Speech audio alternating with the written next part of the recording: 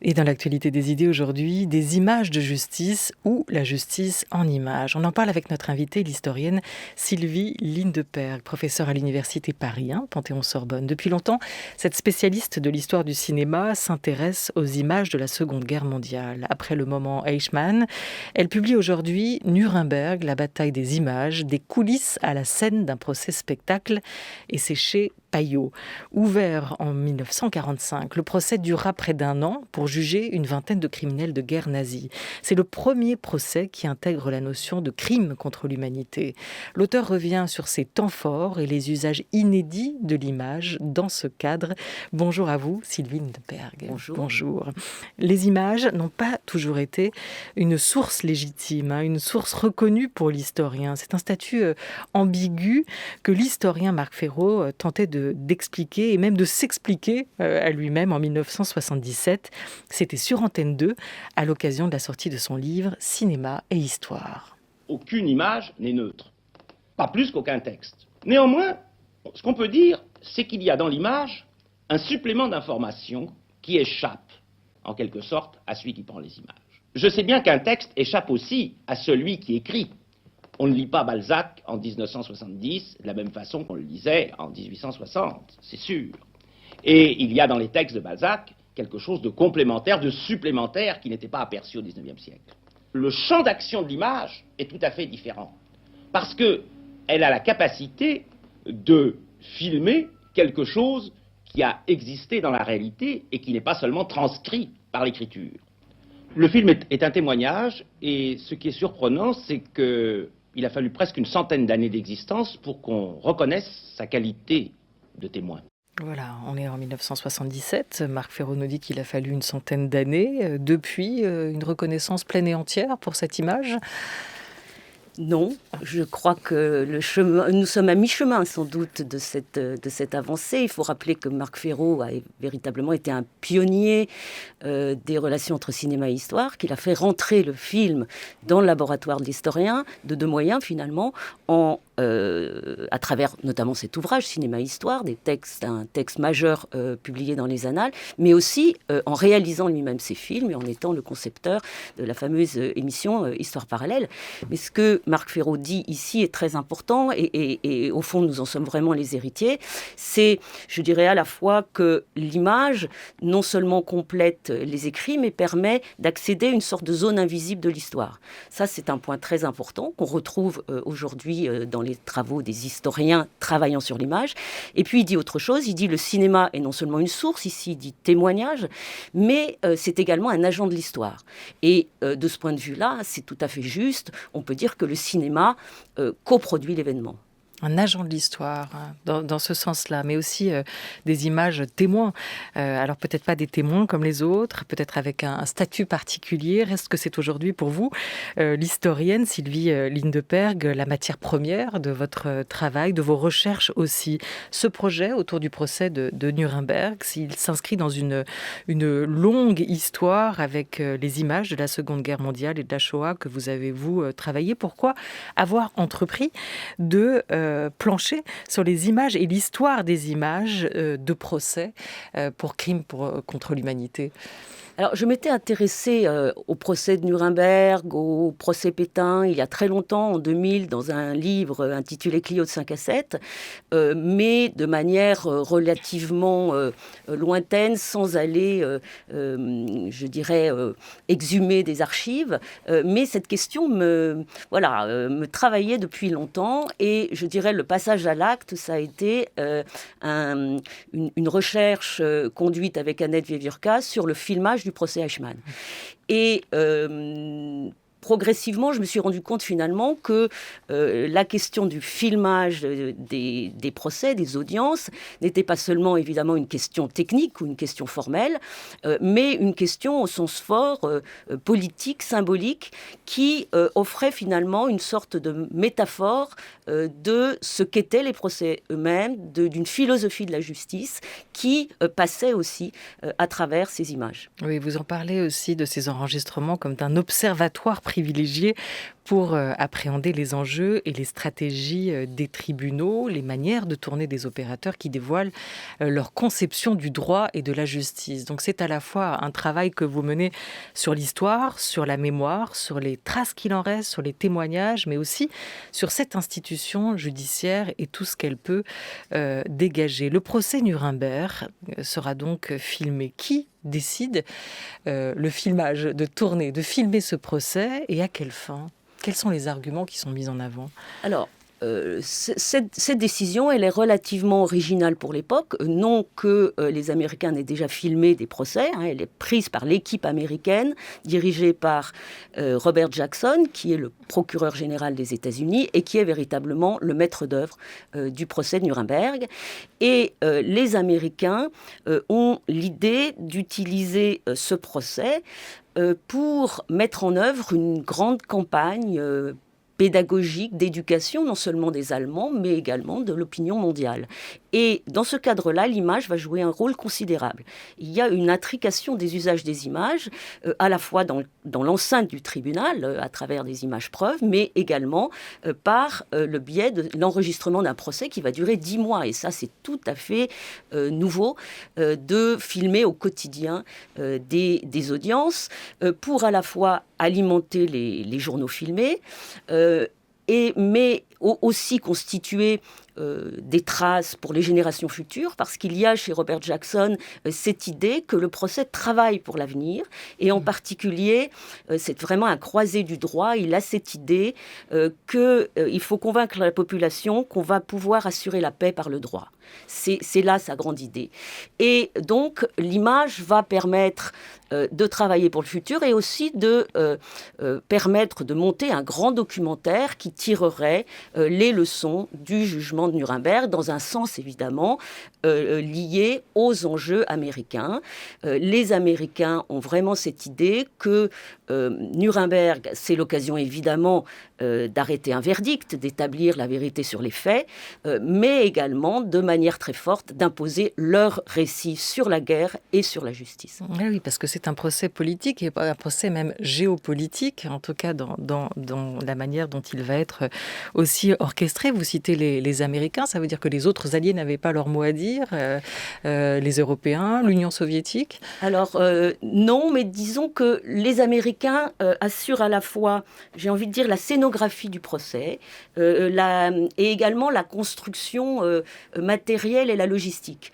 Il faut rappeler que le procureur Jackson est nommé à ce poste dès le mois de mai par le président Truman, alors que du côté des Français, par exemple, et des Soviétiques, on n'a pas encore les équipes qui ne sont pas constituées. Les Britanniques vont travailler en étroite adéquation avec les Américains, mais c'est vraiment un procès dont l'organisation est très largement assurée par les Américains, ainsi que la logistique. Ils vont construire la salle et ils vont financer et assurer aussi tous les dispositifs d'accueil des autres pays alliés. Donc ils ont une longueur d'avance. Mais il est vrai que les Soviétiques, eux aussi, ont une idée très précise de ce que va être le procès. Mais je dirais qu'ils ne dévoilent pas tout de suite leurs intentions. Les Soviétiques et les Américains sont les deux grands pays qui ont cette idée d'organiser un procès-spectacle. Comment est-ce qu'on pourrait définir un procès-spectacle ? C'est un procès qui dépasse la question du sort des accusés, de l'établissement d'un verdict, pour, je dirais, assumer des enjeux qui sont politiques, mémoriels, pédagogiques. Et des deux côtés, on a cette vision-là. Mais ce qui différencie, j'ai envie de dire, les Américains des Soviétiques, c'est évidemment que dans les deux cas, on a l'idée de transformer le prétoire en théâtre d'idées, mais comme le dit le juriste Marc Oziel, la différence, c'est que côté américain, il appelle ça les procès libéraux. Le garde-fou, c'est le principe d'équité, le respect des droits des accusés. Et du côté soviétique, évidemment, la question du respect du droit des accusés est évidemment tout à fait mineure, voire absolument négligeable. Donc le procès s'ouvre en 1945, il est filmé à ce moment-là. Quand est-ce que les images vont être vues, ce grand film, ce grand documentaire, comme vous l'évoquez ? Quand est-ce que l'opinion publique va avoir accès à ces images, l'opinion publique mondiale pour le coup ? Alors, il faut préciser donc, le procès, il va être filmé, et ça, c'est vraiment quelque chose de tout à fait original à Nuremberg. C'est la coprésence des équipes. On a une équipe américaine du Signal Corps, ce sont les opérateurs militaires de l'armée américaine. Une poignée d'opérateurs d'actualité des 4 pays alliés, donc français, britanniques et américains. Et puis, on a les soviétiques qui font bande à part et qui vont être dirigés par un grand cinéaste et opérateur qui est Roman Karmen. Et on peut dire qu'il y a un face-à-face entre ces deux équipes qui ne filment pas de la même manière et qui ont l'un et l'autre cette idée de réaliser, en effet, le film à l'issue du jugement. Mais les soviétiques vont être beaucoup plus rapides que les Américains à cet exercice.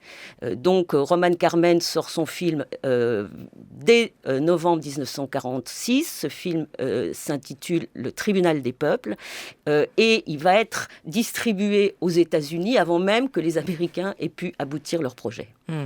Voilà, il y a une bataille des images et donc en sous-texte, on vous comprend une bataille des récits aussi. L'opinion est encore fraîche alors quand elle a accès à ces images. 46, c'est très très rapide.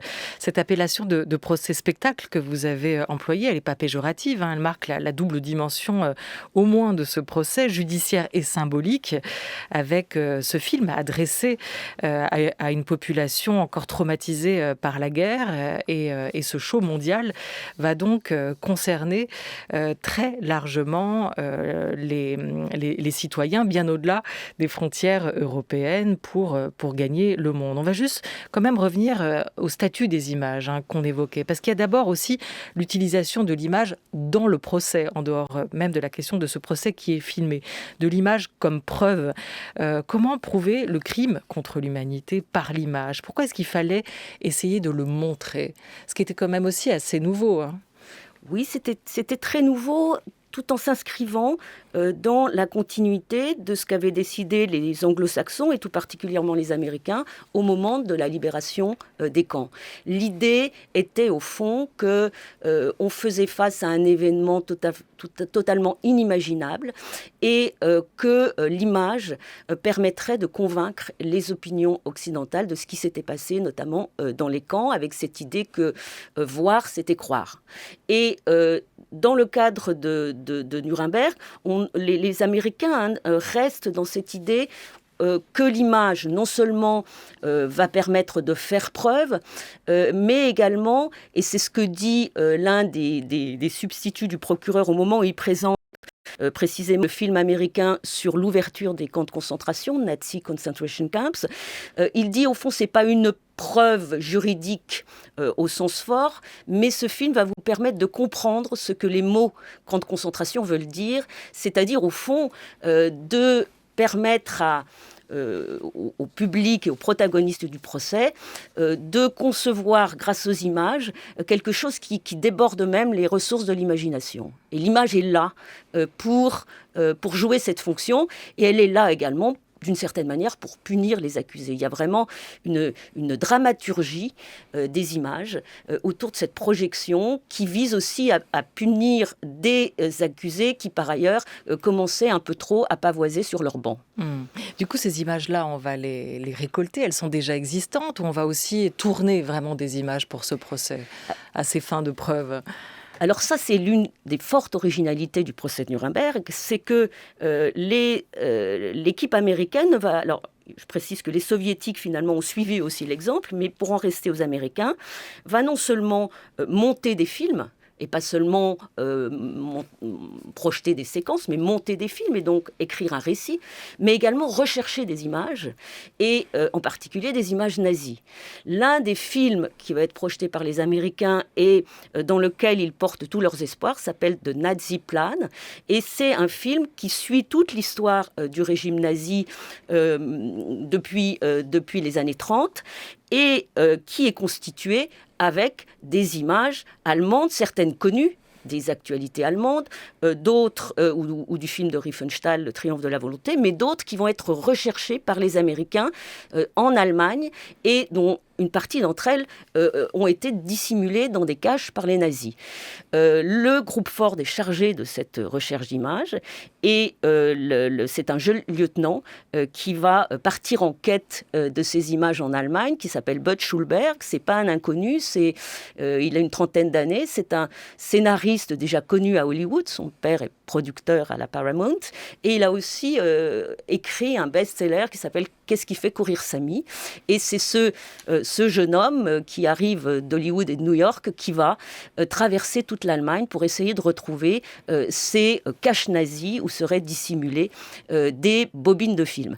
Dans sa quête, il va être obligé de faire passer des accords avec les soviétiques et c'est toute une équipée, un vrai road movie qui se met en place dans l'Allemagne. Bud Schulberg va arriver avec son équipe dans des mines de sel, dans des carrières de granit et chaque fois il arrive trop tard puisque les nazis dans leur fuite ont fait brûler les films. Ils ne retrouvent que des bobines ouvertes dans une espèce de mer de charbon.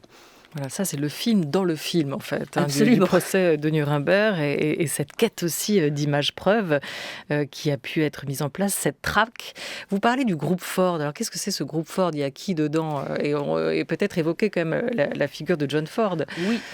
Alors, le groupe Ford, c'est la Field Photographic Branch, qui est une unité cinématographique qui a été créée par le grand cinéaste Ford en 1941 au sein de l'OSS. L'OSS, c'est l'agence de renseignement des États-Unis, c'est l'ancêtre de la CIA. Et cette agence est dirigée par un personnage fantasque, flamboyant, qui s'appelle le général Donovan, et qui va vraiment aider Jackson pendant toute la période de préparation du procès. Et il met tous ses services à la disposition de Jackson, y compris ses architectes qui vont construire la salle, et également son équipe de cinéastes.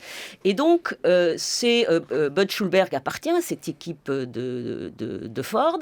Ce sont ces hommes qui vont monter ces images et qui vont travailler également à la réalisation d'un film qui est destiné à préparer l'opinion américaine à l'ouverture du procès. Voilà, quand on parle d'image et de filmer, Hollywood n'est jamais très loin. Faire appel au savoir-faire américain, tout de suite, pour pouvoir aussi imaginer la mise en scène filmique, cinématographique de ce procès de Nuremberg, procès pour l'histoire qu'on évoque avec vous aujourd'hui, Sylvie Lindenberg. C'est intéressant de voir comment tout ça s'est constitué, mais vous revenez quand même sur une grande rumeur qui était que John Ford a été le réalisateur, le cinéaste du procès de Nuremberg. Vous nous dites qu'au final, c'est pas lui qui va le filmer et c'est des opérateurs militaires qui vont s'en charger. Hein. Oui, en effet, la légende a longtemps couru que John Ford avait dirigé le tournage du procès. C'est inexact. John Ford est démobilisé en septembre 1945. L'OSS avait été... son équipe de la Field Photographic Branch avait en effet été missionnée pour filmer le procès, mais elle est déchargée de cette mission en septembre 1945 et la mission est confiée à ces militaires du Signal Corps qui ont été d'ailleurs très longtemps en concurrence avec le groupe de John Ford. Mais ce qui est intéressant, c'est que John Ford est allé assez loin avec son équipe dans la préparation du procès. Et j'ai retrouvé une note qui indique le dispositif à adopter pour filmer Nuremberg et qui est assez fascinant parce qu'au fond, il s'inspire en droite ligne, vous parliez tout à l'heure d'Hollywood, des grandes fictions de prétoire d'Hollywood et notamment de celle de John Ford lui-même. Je pense à Young Mr. Lincoln vers sa destinée, qui est un film de prétoire et qui sert un petit peu de modèle à l'équipe de John Ford pour imaginer le tournage des audiences de Nuremberg. Alors, guerre des images, guerre des récits et la bataille de l'opinion, bien sûr. Il y a des films qui sont réalisés, des films qui sont au cœur de cette quête de l'image preuve que vous avez évoquée. Il va y avoir le grand film du procès de Nuremberg dont on va continuer à parler. Et puis, il y a ce qui se passe juste à côté pour préparer les opinions à ce moment historique aussi, en dehors des audiences. Et on va écouter un extrait d'un film, That Justice Be Done, qui va va sortir en octobre 1945 dans les cinémas américains. C'est un film de communication, dirait-on aujourd'hui, de propagande, on peut réellement le qualifier comme tel aussi, développé, pensé, réalisé, tourné par les Américains pour montrer une certaine image de la justice à leur opinion. On écoute un extrait. This is murder. Deliberate murder. C'est un meurtre délibéré, violant toutes les lois écrites et non écrites de l'humanité, pas seulement prémédité, mais mené par décret officiel.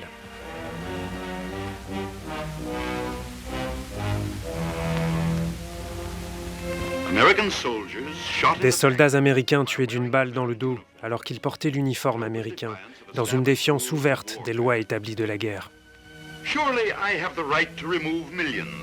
J'ai le droit sans aucun doute d'en tuer des millions, a dit Adolf Hitler, et il a bien tenu sa promesse. Car si les nazis voulaient mener à bien leur plan, ils devaient éliminer toute trace d'opposition. Opposition religieuse, opposition politique, l'opposition de nations pacifistes. Lorsque nos troupes ont forcé les portes de ces abattoirs d'humains, nous y avons trouvé des Français, des Russes, des Juifs allemands, des antifascistes espagnols et quelques Américains.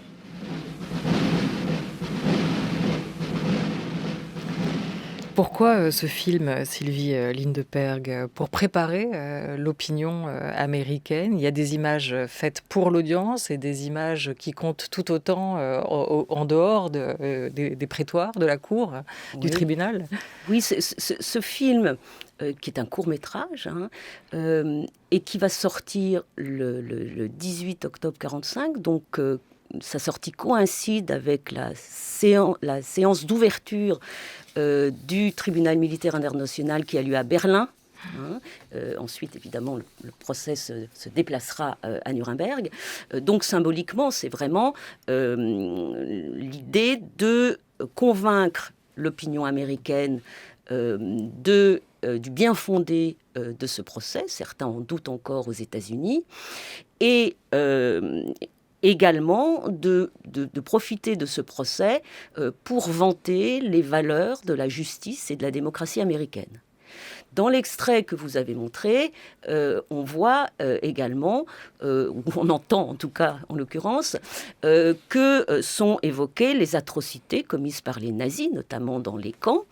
Et l'idée au fond, c'est de canaliser la colère légitime des Américains, depuis qu'ils ont vu ces images de l'ouverture des camps à partir du mois d'avril 1945, et de justifier le procès pour une opinion qui considère qu'il faut punir les auteurs de ces crimes, certains pensant qu'il serait plus légitime de les exécuter sans procès, et d'autres considérant que finalement le procès est la meilleure forme pour, au fond, écrire le récit de la guerre, établir les faits et d'une certaine manière établir une sentence qui fasse exemple auprès des futurs chefs d'État qui voudraient organiser des guerres d'agression. C'est un peu ça l'idée américaine. Voilà, les coupables ne resteront pas impunis, justice va être rendue, le procès s'ouvre donc à ce moment-là. Comment se passe cette levée de rideau ?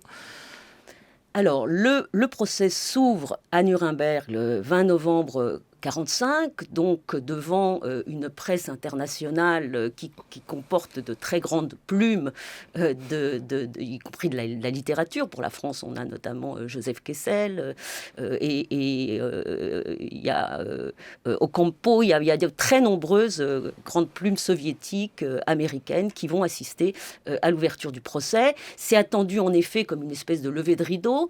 Et la première journée va décevoir les attentes de ces journalistes et du public, parce que, pour l'essentiel, il va consister en la lecture de l'acte d'accusation.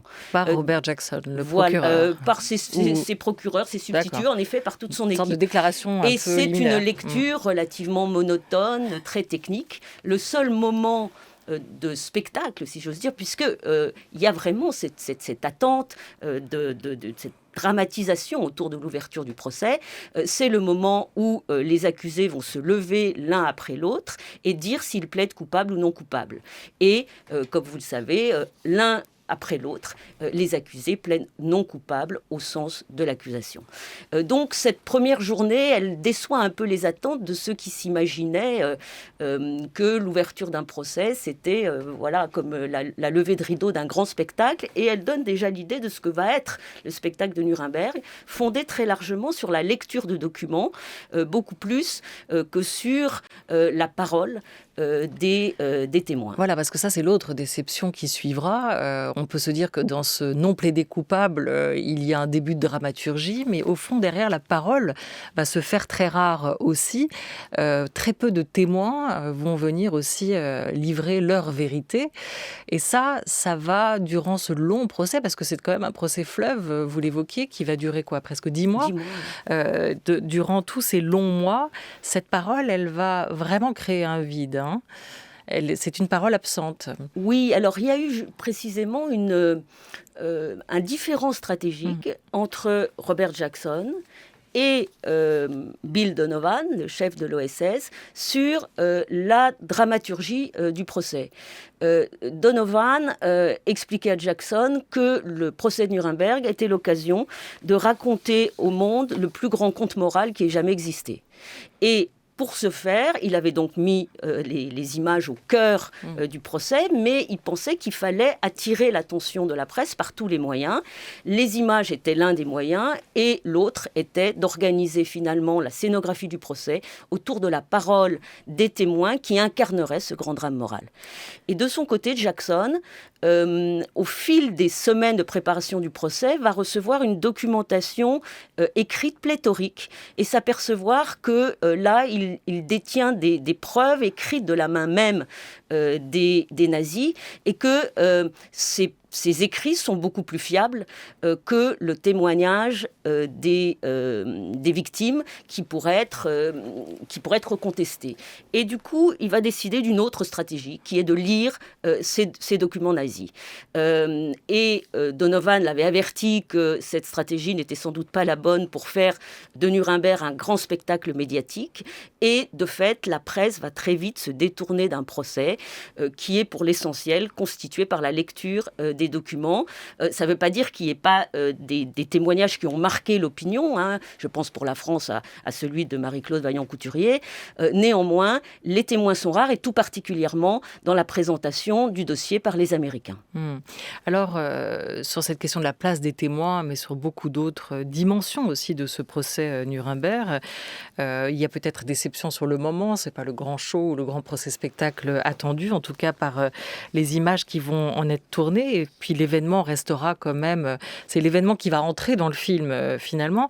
Il y a une continuité qui va se créer avec les films de procès. Et le film du procès Eichmann, en 1961, réalisé par l'Américain Leo Hurwitz, ne se comprend que dans le prolongement du procès de Nuremberg. En quoi finalement ce procès Nuremberg va faire histoire dans le filmage des procès? Alors, le procès Eichmann, en effet, s'inscrit à la fois dans un constat de l'échec de Nuremberg pour le procureur israélien Hausner. L'idée est au fond que Jackson, en choisissant les documents plus que les témoins, a échoué à toucher l'opinion, et lui, au contraire, va construire toute la scénographie du procès autour d'un chœur de témoins, de survivants de la Shoah. Et du point de vue de l'image, en effet, le procès, alors Eichmann est d'abord filmé en intégralité grâce aux moyens techniques de la vidéo, par un très grand documentariste américain qui va bénéficier d'une liberté pratiquement totale pour utiliser toutes les ressources du langage cinématographique. Il a 4 caméras qui sont dissimulées dans le prétoire. La seule condition des juges, c'était de dire les appareils et la présence des opérateurs ne doivent pas perturber la dignité des débats.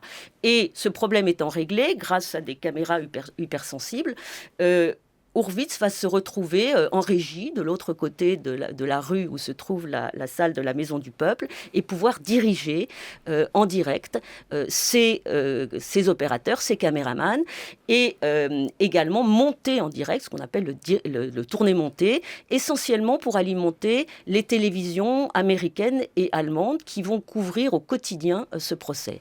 Et ce qui est tout à fait fascinant dans les figures choisies par Hurwitz, c'est que, par exemple, il va rendre compte en direct d'un événement qui est en train de se produire dans cette salle de la Maison du Peuple de Jérusalem, qui est précisément l'effet produit par les témoignages des survivants sur le public qui, au fur et à mesure, est de plus en plus composé par un public israélien qui est véritablement saisi par ce qui est en train de se passer. Et cet événement-là, il en rend compte en tournant ses caméras vers le public, en montant des spectateurs en pleurs, écoutant les témoignages. C'est vraiment un moment de catharsis nationale qui va être filmé par Hurwitz et dont on peut remarquer que la manière de filmer est tout à fait en lien, en continuité avec le projet de filmage qu'avait John Ford et qu'il n'a jamais réalisé, qui était son projet Mornay. Et jusqu'à aujourd'hui, il nous reste une petite minute, la justice internationale des crimes contre l'humanité, elle reste l'héritière